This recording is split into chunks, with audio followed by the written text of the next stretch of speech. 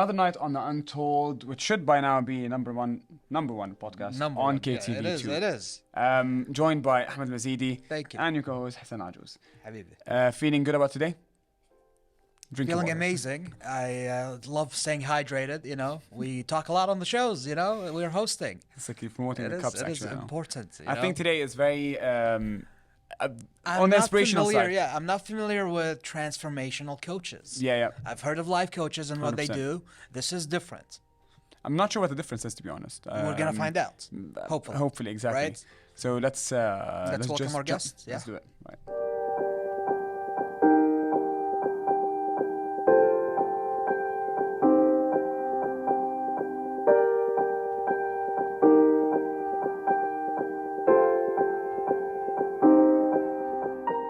We're back on the Untold, being joined by our very special guest, Firas, Alrogm. Welcome on the show. Thank you very much. Welcome to Untold. Thank you. It's You have a long journey and a beautiful story. Can't Yeah. wait to hear it. Thank you. I guess we're gonna start off with who you are. How did you start? Yes. What made you choose these things you are pursuing in life? Sure. First of all, thank you for having me. No worries. It's an interesting premise and the guests that you've had on here. In terms of who I am in a quick summary, I get into too many details. In terms of professional career, traditionally I started out as an IT technician, transitioned and worked in that in over 18 years, private sector, so worked through the corporate, climbing the corporate ladders and so on, till I transitioned into the business side of corporate IT. As many people, especially work in the private sector, and many high achievers, people that like to do a lot and be good at what they do, I I gave a lot of my personal time and energy into building my career, building my, my achievements, but at the cost of my well-being in terms of, the stress that comes along with it. Of course. Long hours of work, especially with, in the tech world support. That's kind of like the cost of perhaps success, I'm going to say. The cost of success. You put so much time into it that you don't realize the cost on the side. Absolutely. And it's not necessarily a bad thing, especially early on in your career. You want to build up your resume, you want to build up your, your achievements. So everything has a cost. Just sometimes we lose track of that cost and it starts to get bigger than we expect. So over time, I found myself, okay, great. I got somewhere I was happy within my career and it was still growing. I was developing. Yeah. But then my health was shot. So your health was the main cost? Well, that was one of the big ones, absolutely. And I started out with some minor back pain issues early on in my 20s, was misdiagnosed for a few years. As IT people, we tend to sit at desks for 10, 12, 14 hours. Right. The only time you move away from a desk is you to pick up some equipment, install a server, and then you're sitting for another couple of hours. Meetings that go on for hours. So you start out, it's like, well, it's natural, right? My back's a bit tweaked. Yeah. Over the years, one day I woke up, I literally couldn't get out of bed. Oh, wow. Okay. I had to be taken to an ambulance, into a hospital, diagnosed, and they're like, oh, you have a few discs that are degenerated. At 20, early on in my 20-some years old. Oh, wow. That's very, very early. Very early. But the cost was that it kept building up, right? I kept sacrificing everything else. It's like, okay, I'm just going to have to work through it and just put my career first. I'm doing this for my family. I'm doing this for my future. 14 plus years later, it got to a point where I'm barely in my, not even in my 40s, in the late 30s. I was almost crippled. I'd wake up certain days not being able to get out of bed. A few days I'd get out of bed, I'd have to use a cane. Wow. What was happening though? What was happening? I mean, how did the doctors not know? I'm a light person, so they look at you and say, okay, you can't possibly have any, you're not overweight. Traditionally, back problems are people that are overweight, older people, and so on. So unfortunately, it was kind of missed, and not to put all the blame on them. It was also from my side as well. It's not important. It's not that bad. Right. We always do that sometimes, Yeah. I'm not making it worse, right? I'm not being active. I'm not doing something else. Unfortunately, a lot of the advice I was getting was, stay off your feet, don't do anything to tax it, make it worse. I was taking it easy, but it kept getting worse and worse. Taking it easy is the problem. Exactly. So to the point where another major cost that I'd lost throughout that transition and focus of my professional career was sacrificing family time. You work a lot of long hours. Of course. For me, it was very important to tuck my kids in bed, say goodnight to my wife. So it's the little every moments night. that the kids and the parents, the family start to ask for. Exactly, and my wife was very understanding. So were my children. It's like you're working hard for us and so on. Yeah. Because I always give them the weekend. The weekends was theirs. Fridays was we. Do you mind me interrupting? Just ask a question. I mean, someone that's putting a lot at risk, and you're definitely someone that's very, very dedicated. Yeah. But you must have had there's like a vision you're working for.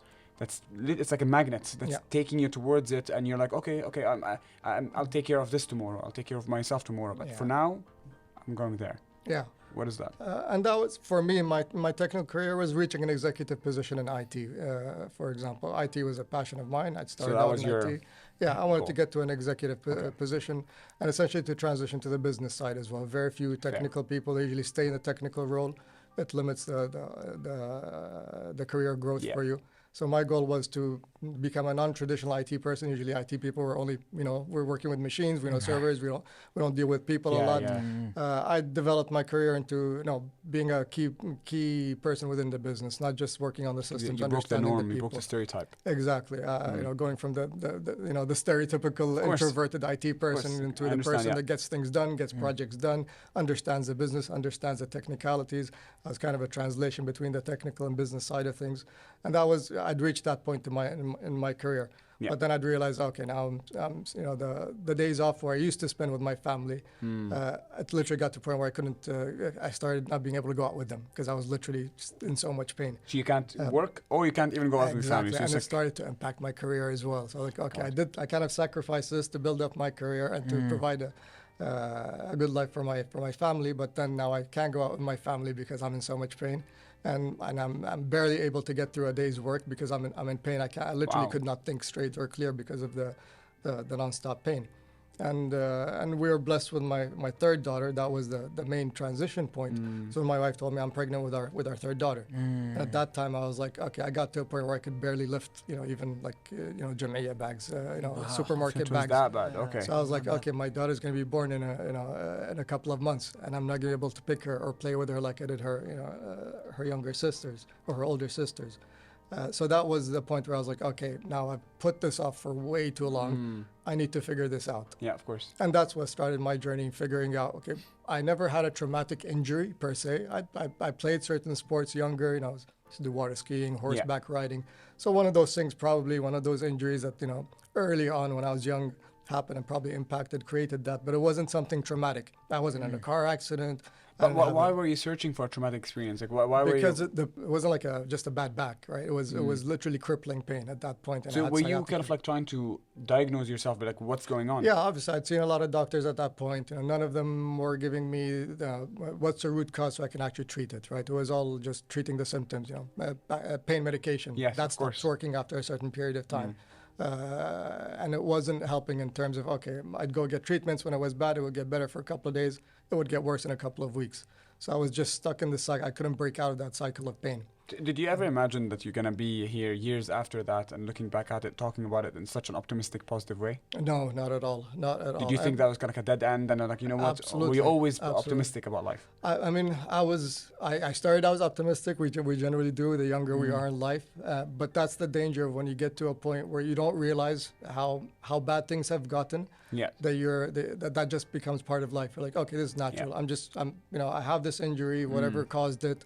That's it. I just have to deal with it. That was kind of the optimism taken a little bit too far. Yeah. It's like, okay, great. Like people have worse conditions than this. I just have back pain. All right, I can't walk some days, but I can still function. I can still settling for the situation. Yeah, and you don't realize how bad it's gotten. But then you get stuck in that cycle. Now the pain is constant. It's never ending. Before it's like it stops. You can put up with it when it's a couple of days of pain. It gets better, but then when there isn't that interruption of pain, and it becomes a part of your day-to-day life, it's you start to lose that optimism. You start to lose that willingness to do things. Of course, Seen so many doctors. I've tried so many treatments. Yeah. Nothing is working. It's like, if all these people can't help me, how am I going to do it? Like, I'm not a medical expert, so there must be something wrong. But that's when it started, was with realizing that I'm going to have a daughter that I'm not going to be able to play with. I can't go out with my family anymore. So what's the family aspect?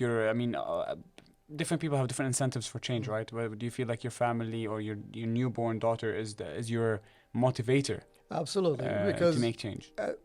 Throughout my career, even though I spent a lot of time and effort focusing on my career and my achievements, an important part for me was I'd always dedicate time for my family, and that time was sacred.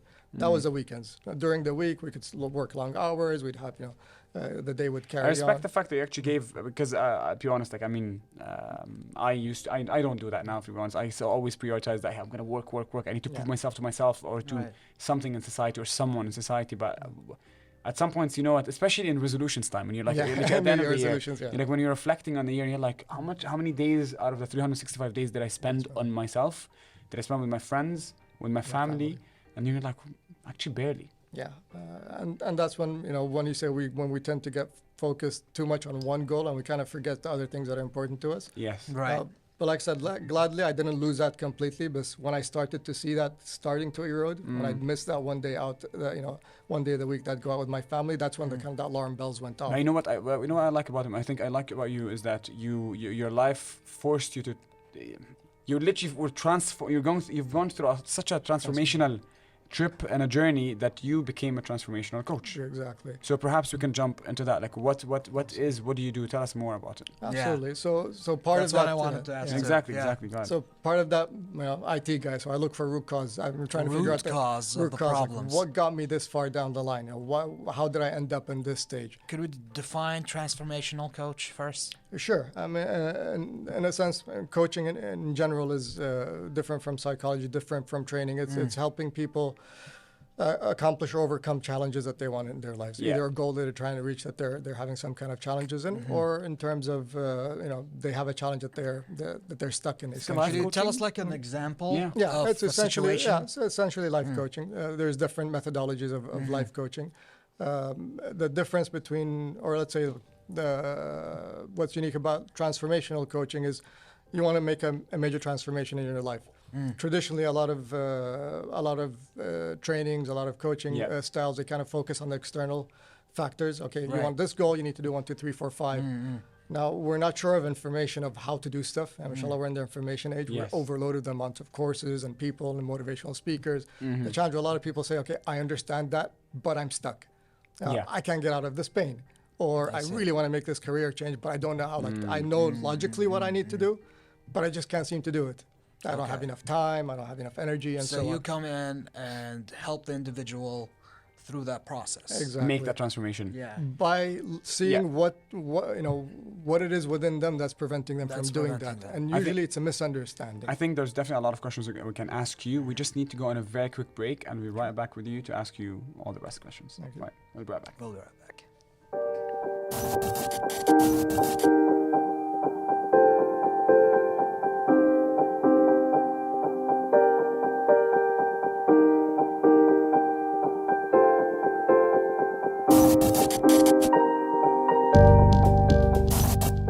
Continuing our discussion today about transformational coaching, is that what we call it? That's right. So I think the question I would want to ask is that, so a lot of people say that they're life coaches, and there's so many different kinds of coaching. I think, are they the same, life coaching and transformational coaching? Essentially, it's kind of like saying doctors, right? What are doctors? Yeah. Are they all the same? Obviously, there's a baseline, right? You go through medical school and then you specialize. So it's a medical science, but then there's different specialties. It's the same thing in coaching. Coaching in general, there's like foundational courses, life coaching, for example. Name the one difference between life coaching and transformational coaching, what would that be? It's in the approach. Essentially, it is another form of life coaching. Okay. It's what the focus is on. Okay. Life coaching might be something more specific to like life passions. Usually, people tend to go to life coaching and where maybe they don't have a specific goal or challenge, but maybe they're trying to figure out their inspiration. Transformational comes to you, maybe they have a specific issue they want to overcome. So perhaps a medical, as you start, perhaps like health reasons, family reasons, could we say divorce? To that extent? I like to define it less losing about the losing issue, someone, maybe. But not necessarily, and that's maybe the difference. For example, you have leadership and executive coaching. It's helping somebody become a better leader. Life coaching is usually on the personal level. I want to figure out what I want to do with my life in general. It's aspirational. I figure out my life purpose. Transformational coaching is not focused on the problem so much as it is in you want to make a shift in your how you're seeing everything else. What would you be saying is that we're trying to transform? What is it? while we tend to focus on what we're trying to transform outside, usually when I say I want a better job, I want a better career, I want better health. Right. The main difference, or at least the focus of transformational coaching, is that external transformation happens only when there's an internal transformation. Perhaps internal acceptance. A perspective. Understanding how do we actually think, how do we function as human beings, and that's what leads you to say, like, okay, why do I get stuck? For example, why is it I can do this very easily? Like, I'm great in my relationships, but in career I'm struggling. So we know we're capable. Mashallah, human beings have tremendous capabilities to do so many amazing things. We are our own biggest enemy.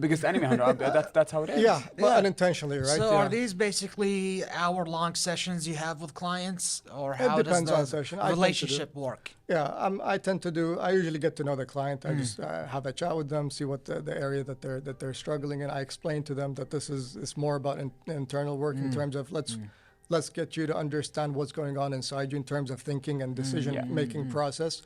And then we can apply this to different areas of life. That's why it's like I don't only do relationships, I don't only do career, I only do everything. Although I tend to most of the clients that come to me are either in a similar career, IT, or they're leaders or want to become leaders. But I tend to focus more on, okay, what is it that you're stuck in?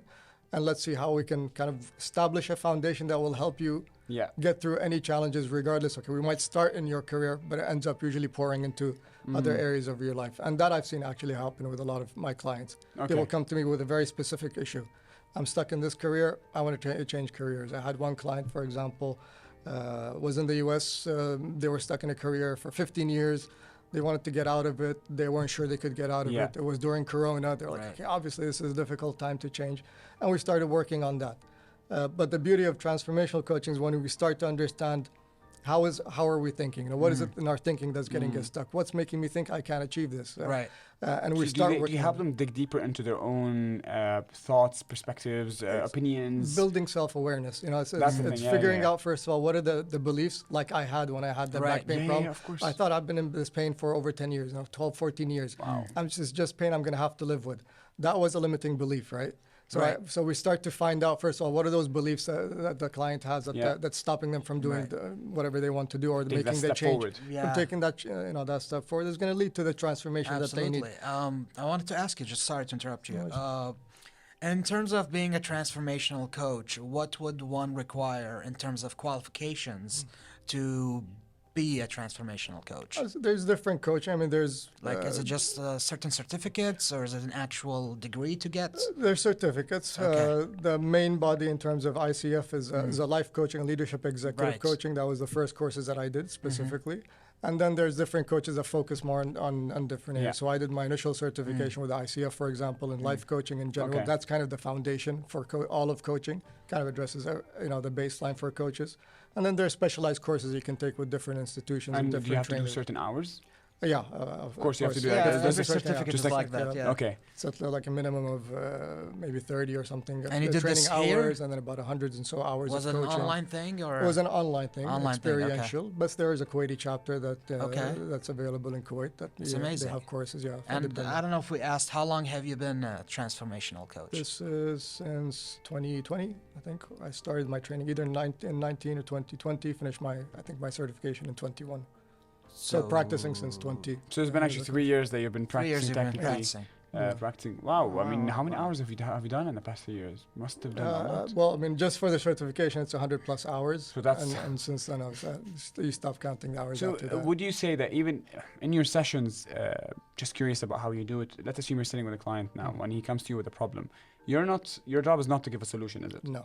It's helping them to see, like I said, figuring out what is stopping them from doing that. How do you stop yourself? I mean, because, the thing is, I'll be honest with you. So when I'm in a conversation with people, sometimes, and this is something that I think a lot of people fall into, that people think people come to them for solutions, but sometimes people are coming just for a listening ear. Exactly. But when you're in a conversation with someone, you feel the need sometimes to answer with a solution. Yeah. You're like, I think you should do X, Y, and Z, but that person wasn't looking for a solution. That's part of the. It's part of having the conversation. Stopping yourself from saying the solution.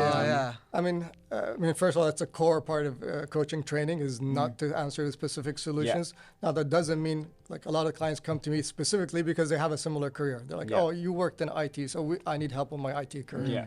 or you've progressed your career from technician level Right. all the way to an executive position. Yeah. I want to help. I want to help with that. So obviously they still value. They come to you and they value your input and experience. But then the way I have to explain it to the client is, look, like this is my story. That was my challenge. Yeah. This was the solution that I ended up getting. For you, it might be a completely different solution. course. Like, your life is different than mine.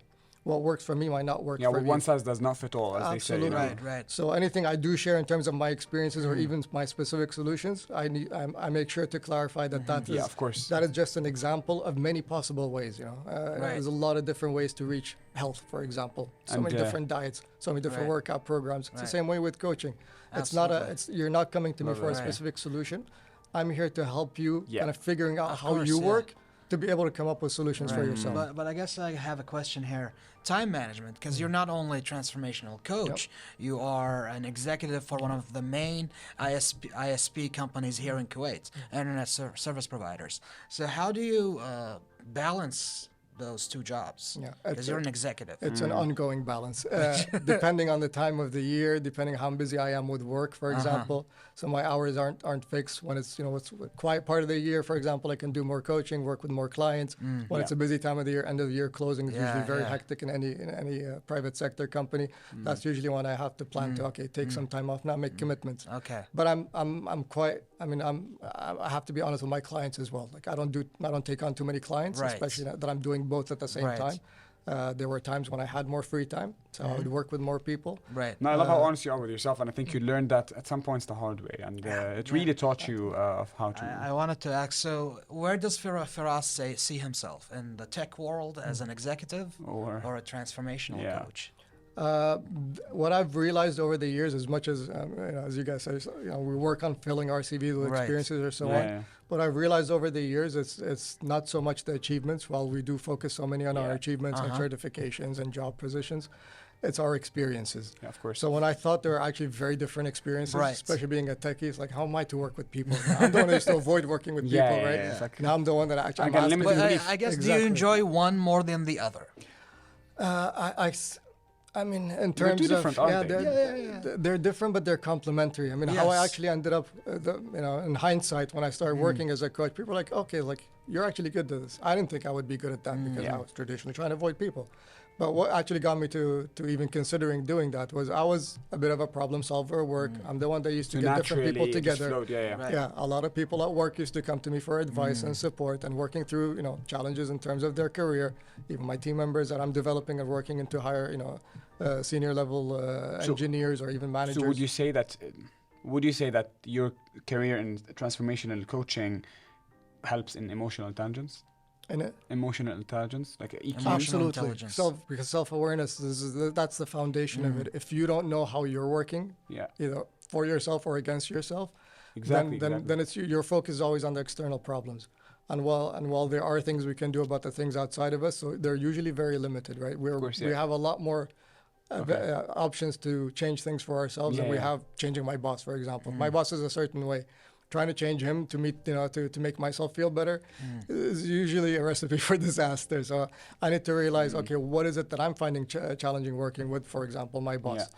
Figuring out what is it that might, if I'm not communicating well, maybe I need to develop some of my skills. But you feel like these things are actually, I mean, when you talk about them, it sounds just very simple, doesn't it? Like, I mean, obviously you're spoken about communication now and just treating them in a fair way and so on and so on. But they are simple. But then again, people do struggle to do the simple things. But that comes down to the awareness, and that's what emotional intelligence is. Exactly. If you're not aware that you're doing something that's contradictory to your goals, Yeah. you'll keep doing it, right? Right. When I wasn't aware that I'm the one stuck in my in my career or in my health or something else, then I'm gonna think it's something external to me. Oh, it's the doctor's not helping me. I'm not finding the right trainer, or it's my boss, or it's my colleagues.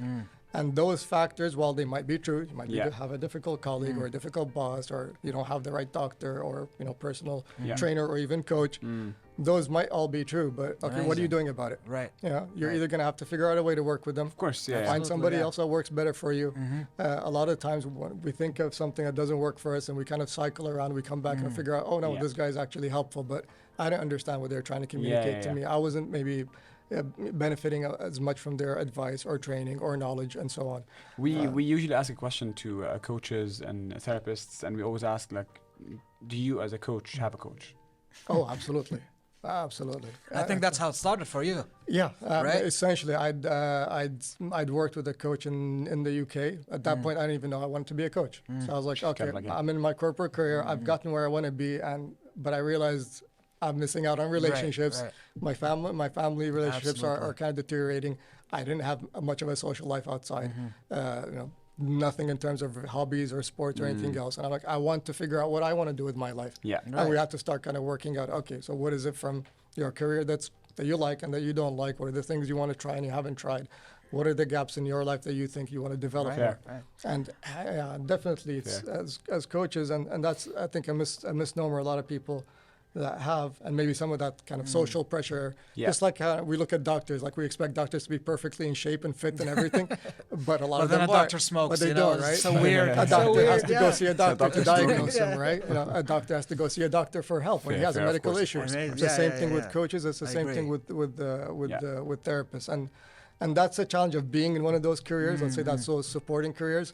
Sometimes some of those, doctors, therapists, coaches don't go for help because they think They that think people they look can- at them or and the that they people can will look help at them themselves, weirdly. or people will Yeah. think, oh, I haven't figured it all out. Yeah. If I It's need interesting to get how help from deep this somebody this else. field can get. I think we can spend another episode Yeah, just yeah, talking it's about just- this. Yes. Well, Fair. we're running out of time. We're reaching the end.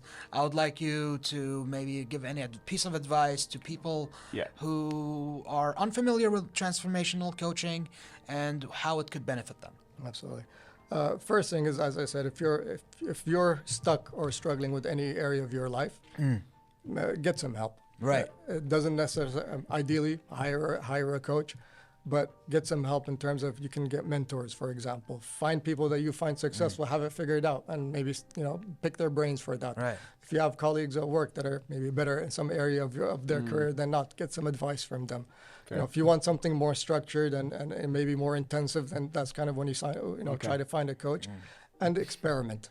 Experiment. There's not one right coach for everybody. One coach that worked for me might not work for you. There's not one program that works for everybody. So experiment. That's what we get from our experiences. Is we learn different things from all of them, and sometimes it's not in just one of those experiences that you kind of figure everything out. Yeah. It's kind of in sampling everything. So give yourself a So chance. experimentation and kind of like jumping on Exactly. in sometimes. Yeah, Well, thank you so much for that. Honestly, it's been a beautiful episode. Very insightful. Definitely a lot to learn from. Thank you for that. Thank you for your time. Thank you for Thanks coming for on the having show. We'll have to go on a break essentially to come back to wrap up this episode. Right.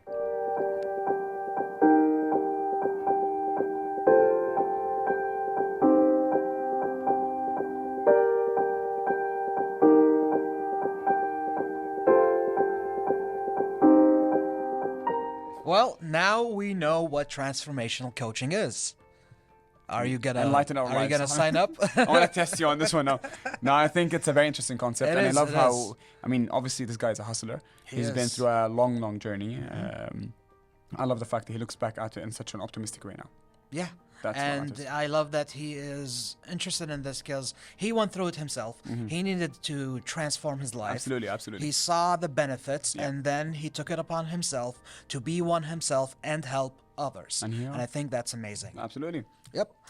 Join us next time on The Untold for more new guests and more stories to share on your #1 favorite podcast on KTV2. Absolutely. The Untold. Absolutely. That's not about movies, video games, and other stuff. Okay, we'll see you next time. Good night.